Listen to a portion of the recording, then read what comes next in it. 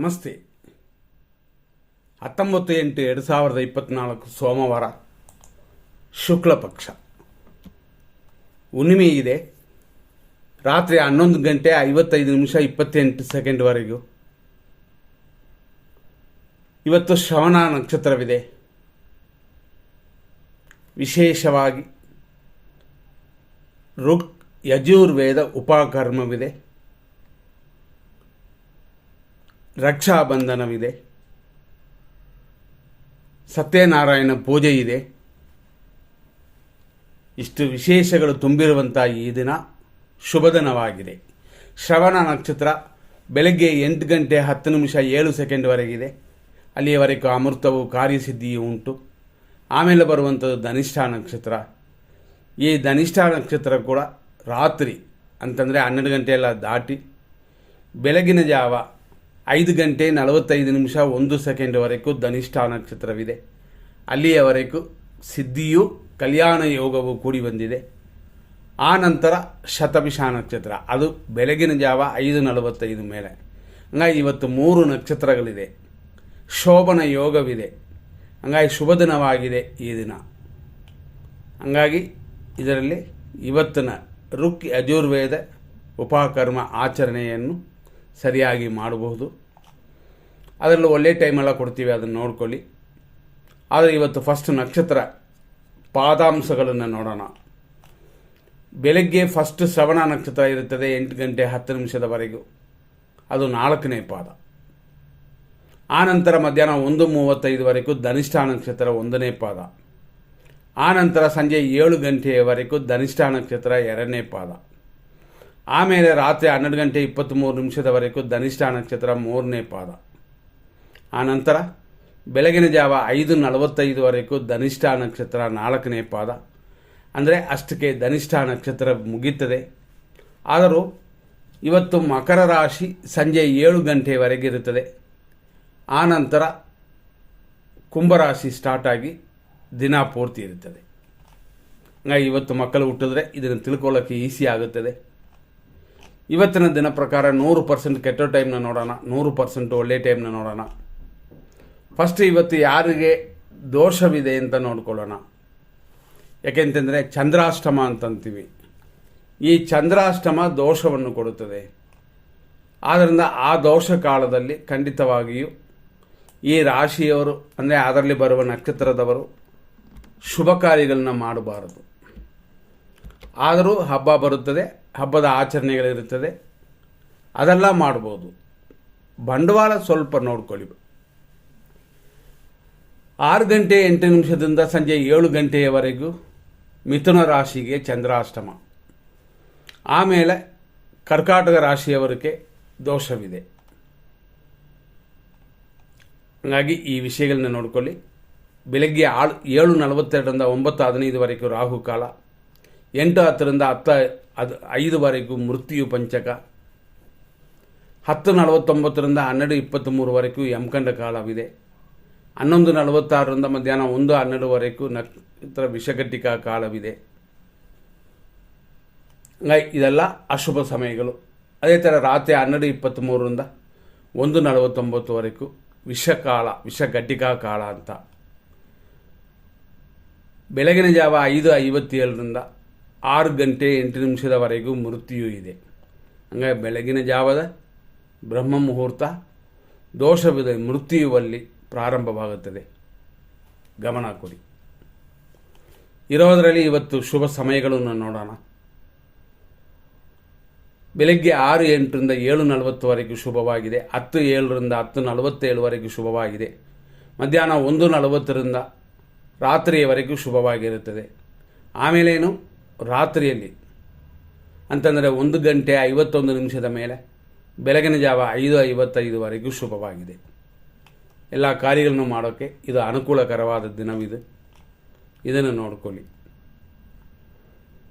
ಯಾರಿಗೆ ತಾರಾ ಮತ್ತು ಚಂದ್ರಬಲವಿದೆ ಇದೆಲ್ಲ ನೋಡೋಣ. ಇವತ್ತು 3 ನಕ್ಷತ್ರಗಳಿದೆ. ಯಾವತ್ತೋ ಅಪರೂಪವಾಗಿ ಆ ರೀತಿ ಸೇರುತ್ತದೆ ಅಂಥದ್ದು ದಿನವಿದು. ಅಶ್ವಿನಿ ನಕ್ಷತ್ರ ಮೇಷರಾಶಿಯವರಿಗೆ ಇವತ್ತು ಬೆಳಗ್ಗೆ 8:10 ಕ್ಷೇಮವಿದೆ, ಅನುಕೂಲವಿದೆ. ಆನಂತರ ಶುಭವಾಗಿಲ್ಲ. ನೋಡಿಕೊಂಡು ನಿಮ್ಮ ಕಾರ್ಯಗಳನ್ನ ಮಾಡುವಂಥದ್ದೇ ಉತ್ತಮ. ಭರಣಿ ನಕ್ಷತ್ರ ಮೇಷರಾಶಿಯವರಿಗೆ 8-10ವರೆಗೂ ಶುಭಕರವಾಗಿಲ್ಲ, ಆನಂತರ ಅನುಕೂಲಕರವಾಗಿದೆ. ನೋಡ್ಕೊಂಡು ನಿಮ್ಮ ಕಾರ್ಯಗಳನ್ನು ಮಾಡಿ. ಕೃತಿಕಾ ನಕ್ಷತ್ರ 1ನೇ ಪಾದ ಮೇಷರಾಶಿಯವರಿಗೆ ಬೆಳಗ್ಗೆಯಿಂದ 8-10ವರೆಗೂ ಶುಭವಾಗಿದೆ. ತಿಳ್ಕೊಳ್ಳಿ. ಅಷ್ಟಕ್ಕೆ ಮೇಲೆ ಶುಭವಾಗಿಲ್ಲ ಅಂತಂದರೆ ಏನರ್ಥ ಅಂತಂದರೆ ನಿಮ್ಮ ಮನೆಯಲ್ಲಿರುವ ಬೇರೆಯವರ ಹೆಸರಲ್ಲಿ, ಅಂದರೆ ಬಂಡವಾಳದ ವಿಷಯ ಅಲ್ಲ, ಬೇರೆ ಬೇರೆ ಒಳ್ಳೆಯ ಕಾರ್ಯಗಳನ್ನು ಪ್ರಾರಂಭ ಮಾಡ್ಬೋದು, ಪೂಜಾ ಕಾರ್ಯವಾದರೂ. ಕೃತಿಕಾ ನಕ್ಷತ್ರ ವೃಷಭ ರಾಶಿ 2, 3, 4ನೇ ಪಾದಗಳು ಬೆಳಗ್ಗೆ 8-10ವರೆಗೂ ಸಂಪತ್ತಿದೆ. ಆಮೇಲೆ ವಿಪತ್ತು ಅನ್ನೋ ಒಂದು ವಿಷಯ ಇರೋದ್ರಿಂದ ಗಾಡಿಯಲ್ಲಿ ಸ್ವಲ್ಪ ಹುಷಾರಾಗಿರಿ. ರೋಹಿಣಿ ನಕ್ಷತ್ರ ವೃಷಭ ರಾಶಿ 8-10 ನಂತರ ಸಂಜೆಯವರೆಗೂ ಶುಭಕರವಾಗಿದೆ.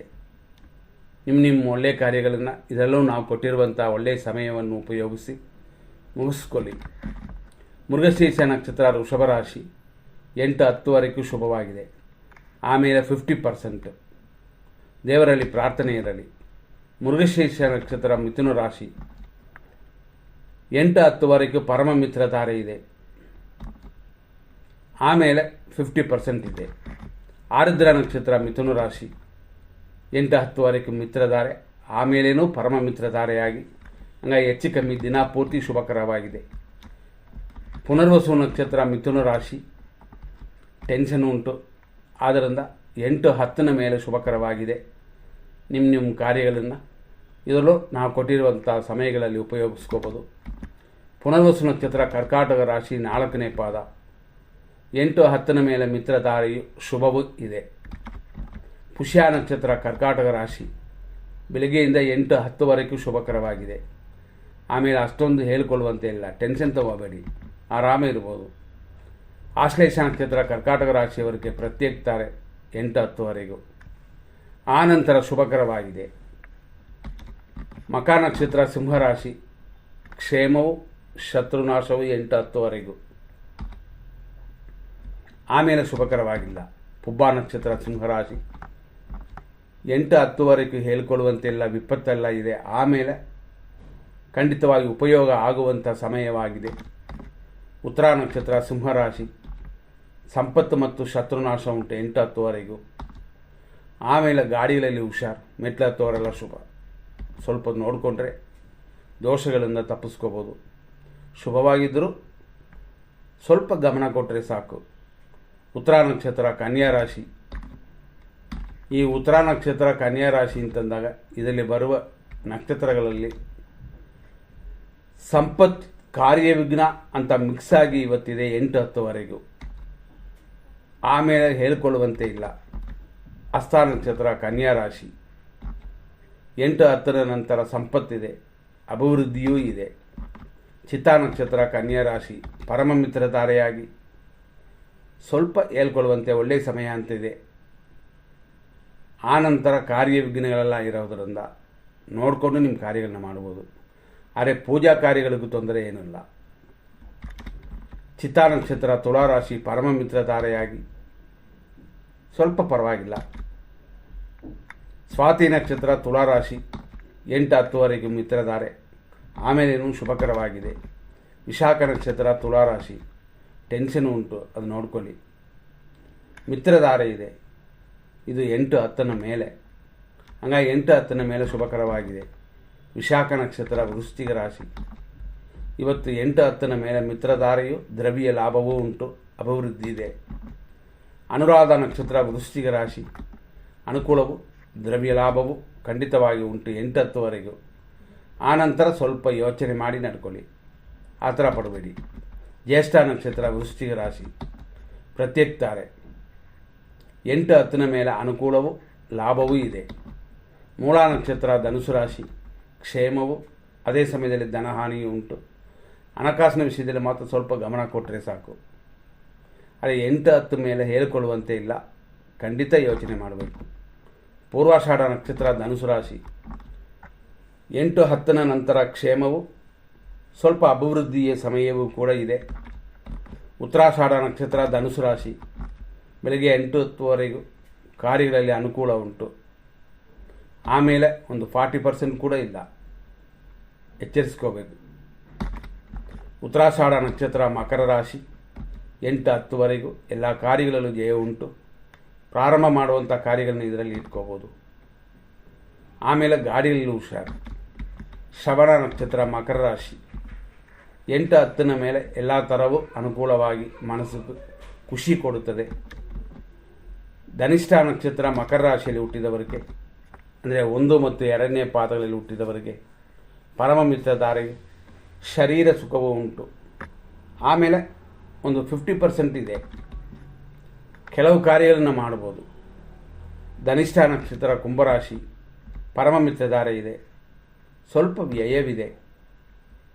ನಂತರ ನೋಡುವಂಥದ್ದು ಶತಭಿಷ ನಕ್ಷತ್ರ ಕುಂಭರಾಶಿ ಮಿತ್ರಧಾರೆ, ಧನವ್ಯಯ, ಪರಮ ಮಿತ್ರಧಾರೆ. ಹಾಗಾಗಿ ಬೆಳಗ್ಗೆ 6 ಗಂಟೆ 8 ನಿಮಿಷದ ಮೇಲೆ ಸಂಜೆ 7 ಗಂಟೆಯವರೆಗೂ ಶುಭಕರವಾಗಿದೆ. ಪೂರ್ವ ಭಾದ್ರಪದ ನಕ್ಷತ್ರ ಕುಂಭರಾಶಿ 1, 2, 3 ಪಾದಗಳು ನಿಮಗೆ 8, 10 ಮೇಲೇ ಶುಭವಾಗಿರೋದು. ಸ್ವಲ್ಪ ವ್ಯಯಗಳು ಜಾಸ್ತಿ ಆಗುತ್ತದೆ. ಪೂರ್ವ ಭಾದ್ರಪದ ನಕ್ಷತ್ರ ಮೀನರಾಶಿ 8, 10ನ ಮೇಲೆ ಶುಭಕರವಾಗಿದೆ. ಇದರಲ್ಲಿ ನಾವು ಕೊಟ್ಟಿರೋ ಒಳ್ಳೆ ಟೈಮ್ ಕೊಟ್ಟಿದ್ದೀವಲ್ಲ, ಅದನ್ನು ನೋಡಿಕೊಂಡು ನಿಮ್ಮ ಕಾರ್ಯಗಳನ್ನು ಮಾಡಿ. ಉತ್ತರ ಭಾದ್ರಪದ ನಕ್ಷತ್ರ ಮೀನರಾಶಿ ಬೆಳಗ್ಗೆಯಿಂದ ಅಂದರೆ 6 ಗಂಟೆ 8 ನಿಮಿಷದ ಮೇಲೆ 8, 10ವರೆಗೂ ಅನುಕೂಲವು. ನಿಮ್ಮ ಪರವಾಗಿ ಕಾರ್ಯಗಳು ಸಕ್ಸಸ್ ಆಗೋದು, ಇಷ್ಟಾರ್ಥ ಸಿದ್ಧಿಯೆಲ್ಲ ಆಗುತ್ತದೆ. ರೇವತಿ ನಕ್ಷತ್ರ ಮೀನರಾಶಿ 8, 10ನ ಮೇಲೆ ಕಾರ್ಯಗಳಲ್ಲಿ ಅನುಕೂಲ, ಇಷ್ಟಾರ್ಥ ಸಿದ್ಧಿ, ಮನಸ್ಸು ಖುಷಿ ಇಂಥದ್ದೆಲ್ಲ ಸೇರುತ್ತದೆ. ಒಳ್ಳೆಯ ರೀತಿಯಲ್ಲಿ ಉಪಯೋಗಿಸ್ಕೊಳ್ಳಿ ಈ ದಿನವನ್ನು.